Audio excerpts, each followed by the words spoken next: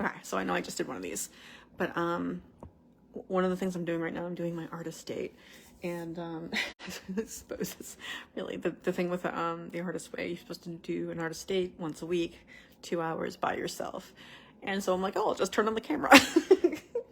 But I'm doing a tarot spread for myself right now, and it's a big one, you know, like one of the more involved ones. And I was just thinking, the first card I got in a place, it's a cross, right? It's like the traditional kind of Celtic cross placement of things. And the first card that you put down represents you in the place that you are at right now. And I got the Fool. Now, the thing about tarot cards is that very often the card isn't what it seems to be. Like, death does not mean death. It's not. Death is actually a really good card to get. It just means change, you know. And the Fool is more about new beginnings and seeing things differently. And I was thinking about it as I was kind of reading the book and contemplating what it's all about. My cards are really cool. I love my cards. See that? So this is the Fool, right? And she's on the checkerboard. So this is a game that she's about to step off onto, a new move. And, you know, the checkerboard is like life, you know, the darkness and the light, duality, blah, blah, blah. She's got the moon to guide her behind her. You know, I mean, when it's itself is supported. So it's kind of like a plant. There's a lot going on here. Anyway, I just love these cards. But I was thinking about the thing it was saying is like, it's a new beginning, a fresh start, la, la, la. And it struck me because the stories we tell ourselves make a huge difference in the way that we look at life. I mean, it makes all the difference, right? So I know that a lot of times I fall into a pattern of telling myself a story where it's like, why do you even try? You'll never succeed. And I'm so aware of it. When I have these thoughts, it's a punishment thing. I'm punishing myself because this part of me, and I don't really get it, that wants me to fail and wants to be like, see, I was right about you.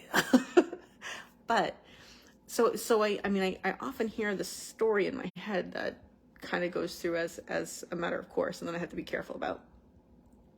Kind of goes through my head like, you're not going anywhere.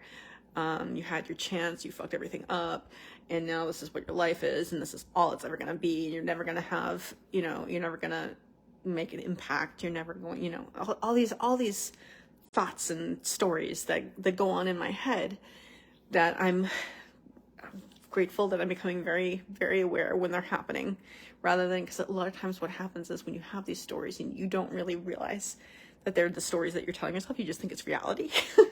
And that's not good. So I'm very aware that these are not reality, that I'm thinking these thoughts, and that's what I'm putting on over my life. And the thing is, when you have these thoughts, when you look at life that way, you live your life that way.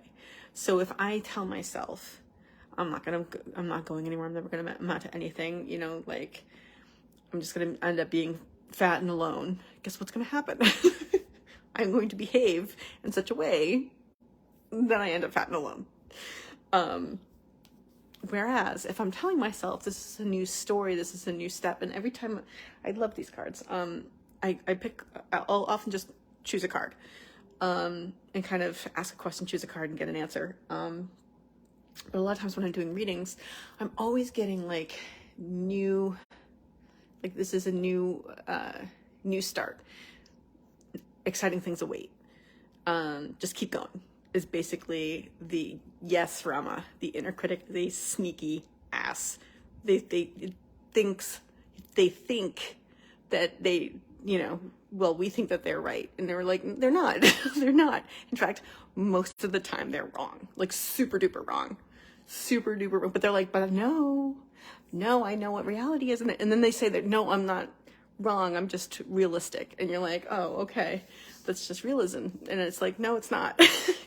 So it's really important. I'm just kind of realizing as I'm going through these, and this is a realization I've had, and probably a million other people have had all over their lives, all over the time, throughout all eternity. But it's really important, the story that you're telling yourself. Am I going to live this way forever and nothing is ever gonna change? Guess what? If I think nothing is ever gonna change, I'm never gonna change anything. But if I stay resolute and convince myself, no, this is a new start, the next thing that's happening is exciting. This is just, my therapist and I are talking about this as the intermission. This is the intermission in the play of my life. We're setting up for the next act. So that's sort of what I'm doing. And you have to do all the backstage work, which is hard work. You're lifting things and you're putting things where they're supposed to be, and you're all over the place, but you're getting them. Anyway, that's a different story. So that's the story that I'm telling myself, right? Like, this is just the intermission, and my next act is going to be spectacular. This is like a new start. It's something exciting, about to step off into, like the card, right? She's about to step off. She's taking a step. And you see down here, like, there are the past suitors, the book calls them. Like, is she gonna stay, with the past and focus on love lost and things that have gone wrong, or is she gonna go forward? And that's gonna be me. I'm the one that's going forward.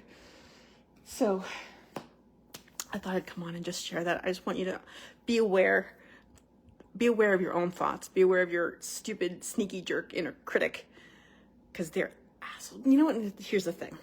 The inner critic is trying to protect you. They're just an asshole. I don't know. Sometimes people are like, oh, the critic is trying to protect you. And it's like, okay, yeah, sometimes I feel like that. But sometimes I just kind of feel like the critic's like really mean and wants to beat me up. I kind of feel like that's what they're doing. But they kind of, they think that they're doing the right thing. But they're not. We have to be careful. We have to catch that inner critic and realize that that's what it is. It's voices that are not accurate. Other people have probably placed there for us, and we have to actually look at life. And the thing that was my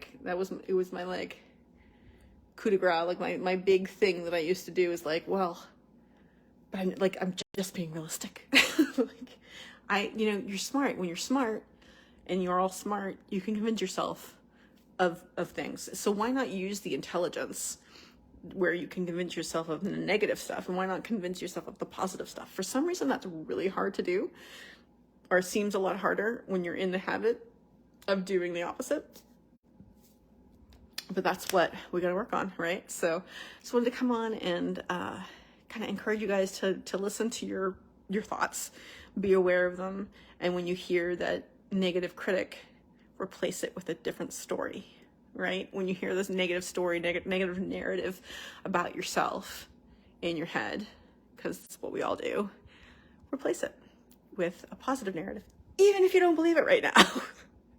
Even if you don't believe it. So that's what I thought I'd come on and say. I'm going to go back to my reading, because the cards always give you something good. And I'm just going to be grateful for the cards now. And I'm going to remind you, as I did like 5 minutes ago, that you can always choose to have a grateful